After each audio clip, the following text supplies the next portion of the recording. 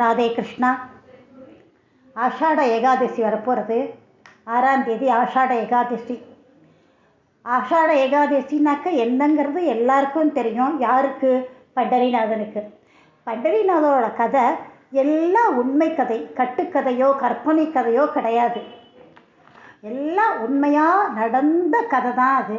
அதில் இன்னைக்கு நான் பானுதாசரை பற்றி சொல்கிறேன்.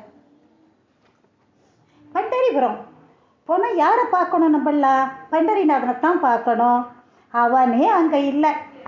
என்ன பண்டரிநாதன் கோவிலில் இல்லையா? அர்ச்சகாளுக்கும் பக்தாளும் துடிச்சு போயிட்டா, கதர்றா. பண்டரிபுரம் சலிச்சு போயிடுத்தா உனக்கு? எங்கள் பக்தியில் என்ன குறை? எங்கே போயிட்ட? ஓட்டையும் ஒருத்தர கோவில் உனக்கு இருக்க பிடிக்கலையா அப்படின்னு எல்லாரும் கதர்றா. அர்ச்சகாலும் பக்தாலும். ஆஷாட ஏகாதசி வரப்போகிறது. நீ இல்லாமல் நாங்கள் என்ன பண்ணுவோம்? பக்தாலாம் வாரி பால்கி யாத்திரை வேற தொடங்கிடுவா. என்ன பண்ணுறதுன்னே தெரியல. அப்போ பானுதாசர் வரார். பண்டரிநாதன் எங்கே இருக்கான்னு எனக்கு தெரிஞ்சு போச்சோ. நான் போயிட்டு அவள் எப்படியாவது நான் திரும்பி வந்தேன்னாக்கா பண்டரிநாதனோட தான் வருவேன் அப்படின்னு சொல்லிட்டு கிளம்புறார். எப்படி அவர் வித்யாரண்ய நகரத்தில் இருக்கார் பண்டரிநாதன். எப்படி அங்கே போனார் பார்க்கலாம். பழனிபுரத்துலேருந்து ஒரு பிராமணர் ஒருத்தர் யாகம் பண்ணுறதுக்காக ஊராக போய் யாச்சகம் பண்ணிட்டு இருக்கார். அப்போ வித்யாரண்ய நகரத்துக்கு போகிறார்.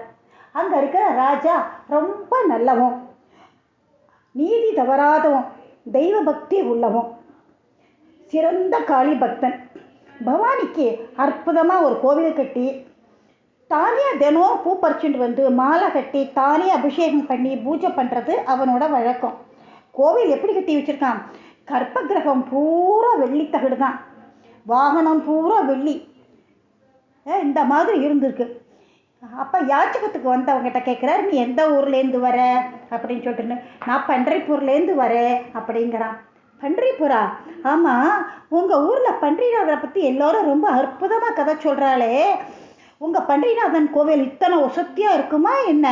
எங்களோட பவானிக்கு பாரு நான் எப்படி பண்ணியிருக்கேன், அது மாதிரி இருக்குமா என்ன அப்படின்னு அரசன் ரொம்ப எகத்தாளமாக கேட்குறான். அது அவருக்கு தாங்க முடியல. உடனே கண்ணை மூடிண்டார். பொய் சொல்ல ஆரம்பித்தார்.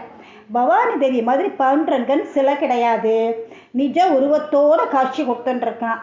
அது மட்டும் இல்லை, கற்ப கிரகம் பூரா தங்கத்தால் அழிச்சிருக்கோம், நவரத்தினங்கள்லாம் பதிச்சிருக்கோம். அங்கே இருக்கிற வாகனங்களில் தங்கத்தில் இருக்குது. ஆனால் அதை நாங்கள்லாம் உபயோகமே படுத்த மாட்டோம். எப்பவும் கருடனும் அனுமானும் சுவாமியை தூக்கிறதுக்கு தயாராக இருப்பாங்க. அதனால் அவள் தான் தூக்குவாள். அங்கே கற்பக விருட்சம் கேட்டதெல்லாம் கொடுக்கும். சுவாமிக்கு அபிஷேகப்பால் காமதேனு தான் கொடுக்கும். உங்களை மாதிரி பசும்பால் அபிஷேகங்கள்லாம் கிடையாது. இந்திரலோகத்திலேருந்து பாரிஜாத மரம் நந்தவனத்தில் இருக்குது. அந்த அழகுக்கு ஒரு ஈடு உண்டா? என்ன தங்க கோபுரம், உயர்ந்த மதில்கள், கொடி மரம், தங்கம். கண்ணை மூடிட்டு கற்பனையாக சொல்லி முடிச்சிட்டார். கொடிமரமும் தங்கம்தான், எல்லாம் கற்பனையிலே சொல்லி முடிச்சிட்டார். உடனே ராஜா ஒரு கத்துப்பட்டார். போற நிறுத்து, நீ சொல்கிறதெல்லாம் பொய். நானும் பண்டரிபுரத்தை பற்றி கேள்விப்பட்டிருக்கேன். இப்போவே போகலாம். நீ சொல்கிற மாதிரி இல்லைன்னா தக்க தண்டனை உனக்கு கிடைக்கும் அப்படின்னு சொல்லிட்டு அடுத்த க்ஷணமே ராஜா கிளம்பிட்டார். இன்னும் மந்திரியை கூட்டிகிட்டு இன்னும் கொஞ்சம் பேரோட இந்த பிராமணையும் கூட்டிகிட்டு கிளம்பிட்டார். அந்த பிராமணர் கூட போகிறார். ஆனால் மனசில் ஒரே பயம். பரந்தாமா, நான் சொன்னதெல்லாம் உண்மையாக இருக்கணும், நீ தான் என்னை காப்பாற்றணும்னு புலம்பின்ண்டே போகிறார். பண்டரிபுரம் எல்லாம் வந்தாச்சு. அந்த பிராமணனால் தன்னோட கண்ணை நம்பவே முடியல. நெருக்குன்னு கிள்ளி பார்த்துட்டார். வலிச்சுது. பூலோக வைகுண்டமாக காட்சி அளிக்கிறது பண்டரிபுரம். அந்தனர் சொன்னது ஒரு பங்கு, ஆனால் அங்கே பார்க்கறது 1000 மடங்கு. மன்னன் மெய்மறந்து போயிட்டான் அப்படியே பண்டரிபுரத்தை பார்த்துட்டு. சந்திரபாகா நதியில் நீராடினா, சுவாமியை தரிசனம் பண்ணினா. உடனே நீங்கள் சொன்னது அத்தனையும் உண்மை அப்படின்னு அந்த பிராமணரை கட்டி அணைச்சிட்டான். அடுத்த க்ஷணம் எல்லாம் மறைஞ்சு போயிடுத்து.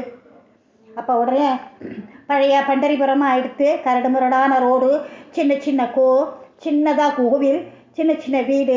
பண்டரிநாதோட சாகித்யம் அப்படியே தான் இருக்குது, எந்த அளவும் குறையலை. அந்த ராஜா சொல்கிறான். உடனே பகவான்கிட்ட கதறான். ஒரு பிராமணனுக்காக நீனு அவ்வளவு தூரம் மாற்றி பண்ணியிருக்கியே நீனு அப்படின்னு சொல்லிட்டு நான் அப்படியே பிரமிச்சு போயிட்டு கதறான் சுவாமிகிட்டக்க. நீ என்னோட அரண்மனைக்கு வந்துடு அப்படின்னு கேட்குறான். சாப்பிட்றதில்ல, தூங்குறதில்ல, அப்படியே பகவானோட காலடியிலேயே கிடக்கான்.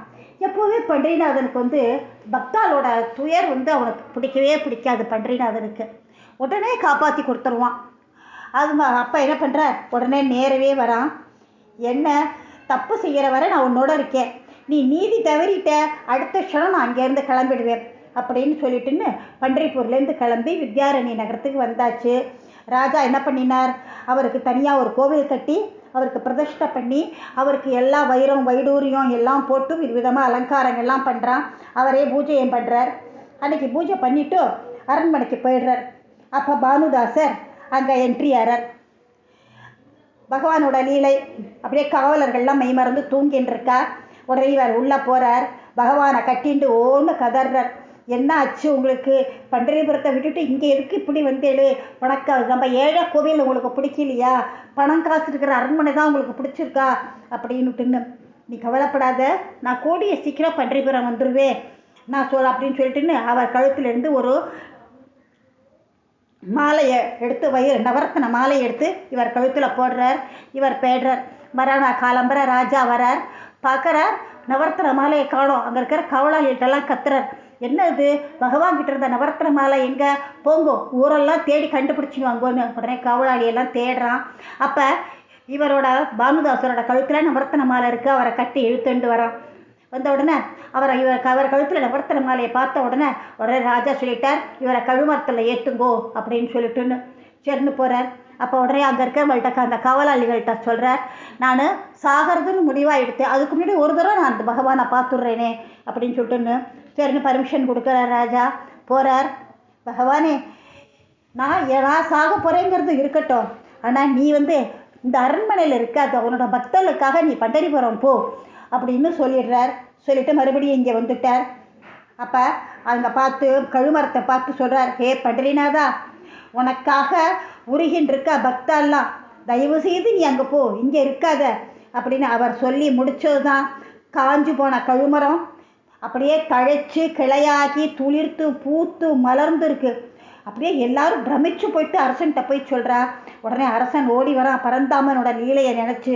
ஆஹா பரந்தாமா அப்படின்னு சொல்லிட்டுன்னு பானுதாசர் உடனே ஹரிஹரி விட்டல்லன்னு பஜனை பண்ணுறார். உடனே அவர் ராஜா வந்து, இல்லை நீங்கள் உங்கள் பண்டரிபுரத்துக்கே கூட்டிகிட்டு போங்கன்னு சொல்லி பல்லக்கில் ஏற்றி அனுப்பிச்சிட்டார். அப்போ பண்டரிநாதன் சொல்கிறார், என்னை சாதாரணமாக கூட்டிகிட்டு போகாத, பஜனை கோஷ்டியோடு கூட்டிகிட்டு போ அப்படின்னு. உடனே விட்டல்ல விட்டல்ல விட்டல விட்டல விட்டல ரங்க ரங்க விட்டல்ல ரகுமாயி விட்டல்லன்னு பஜனையோடு அவர் பண்டரிபுரம் வந்து மறுபடியும் அவரை ஸ்தாபனம் பண்ணிட்டார்.